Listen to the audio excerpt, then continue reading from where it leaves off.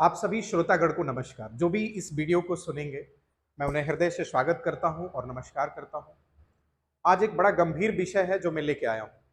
गंभीर विषय ये है कि मैं अक्सर मुझे कभी अलग-अलग स्कूलों में जाने का अवसर मिलता है और मैं बहुत सारे ऐसे छात्रों से इंटरैक्ट होने का अवसर मिलता है, जो 10वीं पास किए हैं अभी या 11वीं में हो, 12वीं में हो, 8वीं में हो।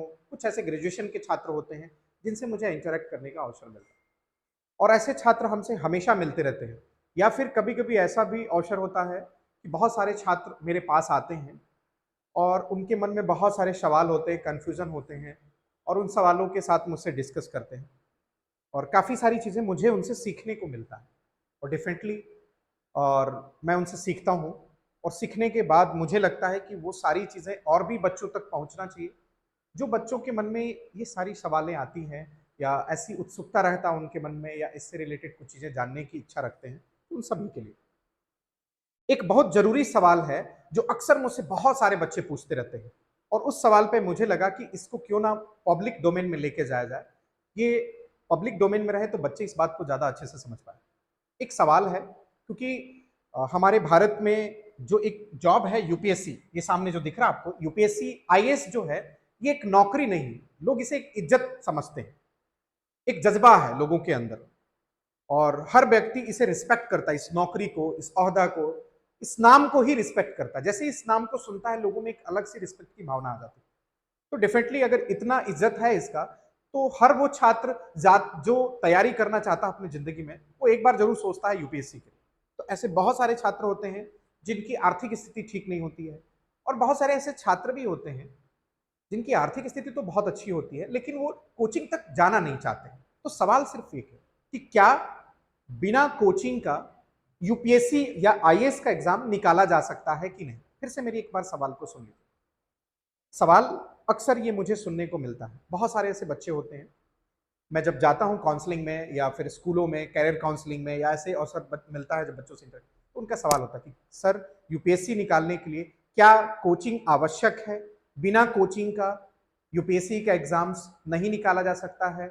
तो मैं भले एक कोचिंग संचालक हूँ, मैं कोचिंग पढ़ाता हूँ, लेकिन मैं कहूँगा कि निकाला जा सकता है।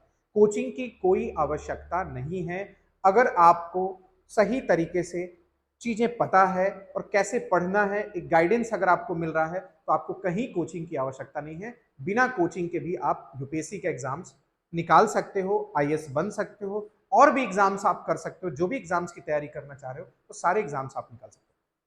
इस पे हम थोड़ा-सा विस्तार से बात करने के प्रयास करेंगे।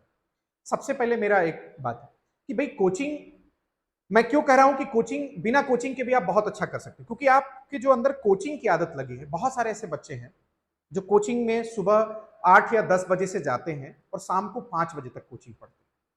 सुबह से शाम तक जब वो कोचिंग पढ़ते हैं तो पूरे दिन जो कोचिंग में पढ़ाया जाता है, उसी को घर जाके वो रिवाइज नहीं कर पाते और कोचिंग में जो पढ़ाया गया उसको अच्छे से रिवाइज नहीं कर पाया और रिवाइज नहीं कर पाने की वजह से वो अगले दिन और ज्यादा डिप्रेशन में चले जाते हैं, क्योंकि ऑलरेडी वो कोचिंग में इतना कंटेंट पढ़ लेते हैं कि वो कंटेंट उनका कंप्लीट नहीं हो पाता घर में। एक तो ये सवाल। और अगर बहुत ज्यादा जागरूक हैं, बहुत ज्यादा क्यूरियस है, अपने टाइम बैलेंस को बनाए हुए हैं, तो बहुत होता है तो वो उसे जो कोचिंग में पढ़ के है उसे रिवाइज कर लेते हैं। अच्छा, ये दो सवाल। अगर वो कोचिंग में रिवाइज कर लेते हैं, उस बात को समझ लेते हैं, कोचिंग की चीज़ों को जो पढ़ के आए हैं उसे अगर वो रिवाइज कर लेते हैं और बस उतना ही अगर उनके पास रहता है, तो वो बहुत अच्छा एग्जाम्स में नहीं कर पाए, क्योंकि एक कोचिंग में हजारों बच्चे बैठते हैं, वही कंटेंट पढ़ते हैं जो उस बच्चे को, जो वो बच्चा पढ़ के आया है। सभी बच्चे सेम कंटेंट पढ़ते हैं और अगर सारे सेम कंटेंट पढ़ेंगे तो क्या ये पॉसिबिलिटी है कि सभी को एग्जाम देने का अवसर मिलेगा, तो अलग आंसर लिख पाएंगे? क्योंकि जो वो पढ़े हैं, सबके दिमाग में वही वही थॉट्स या वही सोच घूम रहा है, उनका अपना खुद का सोच जो है निकल के आया ही नहीं। इसलिए मैं कहता हूं कि कोचिंग आवश्यकता नहीं। दूसरी बात जो सबसे जरूरी चीज है, यूपीएससी किसी रट्टू तोता वाले स्टूडेंट्स को नहीं चाहता। यूपीएससी एक थॉट्स है, एक सोच है, उसमें एक विजनरी लोगों को वो डिमांड करता है, जिसके अंदर एक विजन हो, एक डायरेक्शन हो, एक कमांडिंग ऑर्डर हो, कमांड हो, इसके अंदर कुछ करने की क्षमता हो, उनकी सोच में विजनरी हो। क्योंकि वो लोग आगे चल के पॉलिसीज मेकर बनते हैं या पॉलिसी इंप्लीमेंटेशन करते हैं। बहुत सारे ऐसा सिचुएशन होता है, इंस्टेंट सिचुएशन, जहां पे वो डिसीजन उनको लेने की आवश्यकता पड़ती है और ऐसे जगहों पे उनकी बहुत आवश्यकता पड़ती है। तो इसलिए मैं कह रहा हूं कि जो छात्र हैं जो कोचिंग के पीछे भाग रहे हैं, तो मैं कहूंगा कि कोचिंग आवश्यक नहीं है आपको तैयारी करने की। मैं एक बार किसी मंच पे था, वहां एक आईएएस ऑफिसर थे, उन्होंने एक बात शेयर किया था। कहा था कि 4 से 5 घंटा अगर आप अपने घर में रेगुलर पढ़ रहे हैं तो आप आसानी से निकाल सकते हैं यूपीएससी के एग्जाम। तो मैं इस बात से सहमत हूं। और दूसरी बात यह है कि आपको सोचना सीखना है। सबसे पहले जो आप पढ़ रहे हो, हम क्या पढ़ रहे हैं, और पढ़ रहे हैं तो हम उसको रिवाइज कैसे कर रहे हैं। तो शुरुआत करना है कैसे। अगर आप अपने घर में भी तैयारी कर रहे हो, मैं बता रहा हूं आप इसे फॉलो करो, आपको कोई दिक्कत नहीं होगी, कोई दिक्कत नहीं होगी, कहीं आपको समस्या नहीं आएगी और आसानी से आप कर सकते हो। करना क्या है, आपको सिंपल सा काम करना। आप अपने घर में जो भी पढ़ते हो उसे 24 घंटे में रिवीजन करो पहला दिन। दूसरी बार उसका रिवीजन आपको 3 दिन बाद करना। तीसरी बार रिवीजन उसको 7 दिन में करना। चौथी बार रिवीजन उसको 15 दिन में करना। और ये रूटीन आपको एक बहुत बोरिंग रूटीन लगेगा, लेकिन अगर ये रूटीन आप फॉलो कर लिए तो 100% कहते हैं कि आपको बेस्ट रिजल्ट मिलेगा यूपीएससी में।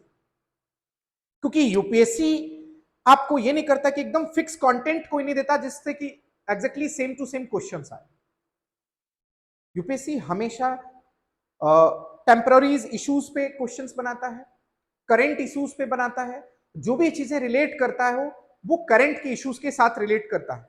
जो भी हमारे पास, हम हिस्ट्री पढ़े, ज्योग्राफी पढ़े, पॉलिटी पढ़े, इकोनॉमिक्स पढ़े, अदर सब्जेक्ट्स जो भी हम पढ़ते हैं, तो सारे सब्जेक्ट्स को वो रिलेट करता है करंट के साथ। इसलिए आपको अपने आसपास की चीजों को, करंट को समझने की आवश्यकता है।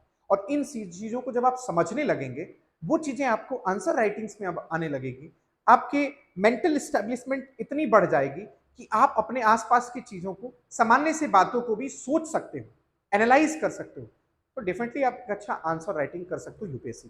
तो यूपीएससी कोई बहुत बड़ा तोप नहीं है, बहुत सिंपल एग्जाम्स होता है, लेकिन हाँ इतना आसान भी नहीं है जितना आप सोच रहे हो। मेहनत करना ही पड़ेगा, इसके लिए कोई दूसरा रास्ता नहीं है। माउंटेन द माजी बनना ही पड़ेगा। माउंटेन द माजी देखे होगे आप लोगों ने, बहुत सारे लोगों ने ये मूवी देखा होगा, माउंटेन द माजी। एक मेरा फेवरेट मूवी है। वो दशरथ माजी ने, जब तक तोड़ेगा नहीं तब तक छोड़ेगा नहीं।